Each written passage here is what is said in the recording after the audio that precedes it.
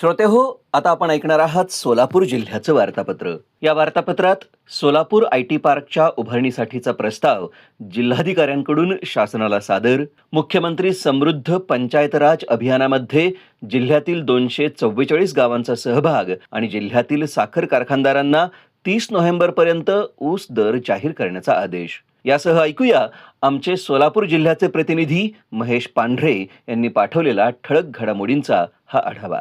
सोलापुरातील उद्योग व्यवसायाला चालना मिळावी तसंच रोजगार निर्मिती व्हावी यासाठी मुख्यमंत्री देवेंद्र फडणवीस यांनी सोलापुरात IT पार्क उभा करण्याचा संकल्प जाहीर केला होता. त्यानुसार जिल्हा प्रशासनाच्या वतीनं जिल्हाधिकारी कुमार आशीर्वाद यांनी सोलापुरातील होटगी इथल्या जवळपास 50 एकराचा प्रस्ताव तयार करून शासनाला सादर केला आहे. यावर राज्य शासनाच्या उच्चस्तरीय समितीच्या बैठकीत अंतिम निर्णय होणार आहे. त्यानंतर सोलापूरच्या IT पार्कला चालना मिळणार असल्याचं जिल्हा प्रशासनाच्या वतीनं जिल्हाधिकारी कुमार आशीर्वाद यांनी सांगितलं आहे. सोलापूर जिल्ह्यातील 11 नगर परिषदा आणि एका नगरपंचायतीची सार्वत्रिक निवडणूक सुरू आहे.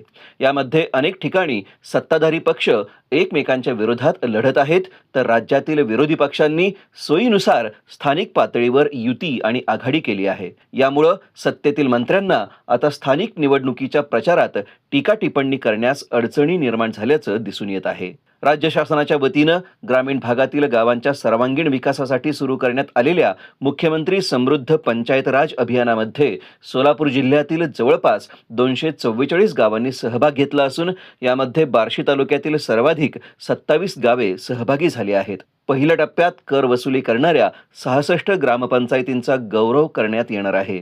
तर राज्य शासनाच्या वतीनं राबवण्यात येणाऱ्या विविध योजनांच्या अंमलबजावणीची पाहणी देखील अधिकाऱ्यांकडून सुरू असल्याची माहिती उपमुख्य कार्यकारी अधिकारी सूर्यकांत भुजबळ यांनी दिली आहे.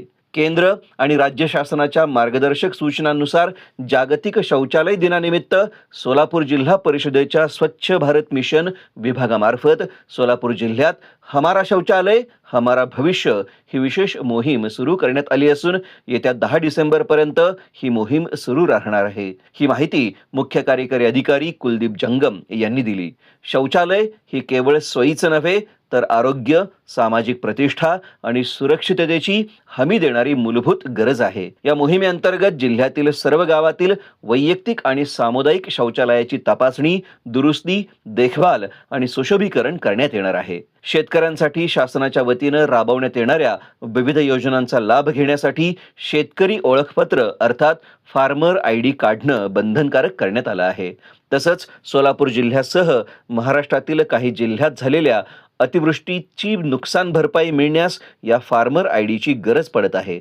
मात्र जिल्ह्यातील जवळपास 78,000 शेतकऱ्यांचे फार्मर ID प्रलंबित असल्यानं त्यांना अतिवृष्टीच्या नुकसान भरपाईपासून वंचित राहण्याची वेळ आली आहे. सोलापूर जिल्ह्यात गेल्या 1 नोव्हेंबरपासून ऊस गळीत हंगामाला सुरुवात झाली आहे. जिल्ह्यात जवळपास 34 साखर कारखाने चालू स्थितीत आहेत. यापैकी 25 ते 28 साखर कारखान्यांनी गाळप हंगाम सुरू केला असून काही कारखान्यांनीच ऊस दर जाहीर केला आहे, तर आणखी काही कारखान्यांनी ऊस दर जाहीर केलेला नाही. यामुळं जिल्ह्यातील विविध शेतकरी संघटना आक्रमक झाल्या आहेत. ऊस दर जाहीर करावा आणि गतवर्षीच्या FRPचे पैसे तात्काळ द्यावेत, अन्यथा ऊस गळीत हंगाम बंद पाडू असं निवेदन प्रशासनाला देण्यात आलं आहे.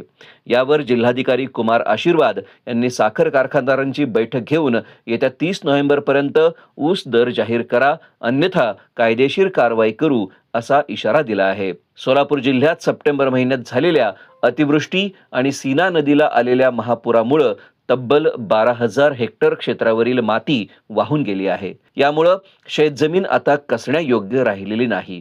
ती जमीन दुरुस्त करून पुन्हा लागवडी योग्य करण्यासाठी सोलापूर जिल्हा प्रशासनाच्या वतीनं जवळपास 57 कोटी रुपयांची नुकसान भरपाई शेतकऱ्यांना द्यावी यासाठीचा प्रस्ताव राज्य शासनाला पाठवला आहे. हे नुकसान भरपाई मंजूर झाल्यास रोजगार हमी योजनेतून शेतकऱ्यांना आपली शेती पुन्हा लागवडीसाठी तयार करता येणार आहे. तर श्रोते हो, हे होतं सोलापूर जिल्ह्याचं वार्तापत्र. आमचे सोलापूर जिल्ह्याचे प्रतिनिधी महेश पांढरे यांनी पाठवलेली माहिती आपण ऐकलीत. वाचन केलं होतं प्रशांत जाधव यांनी. हा कार्यक्रम आकाशवाणी पुणे केंद्राच्या प्रादेशिक वृत्त विभागानं सादर केला.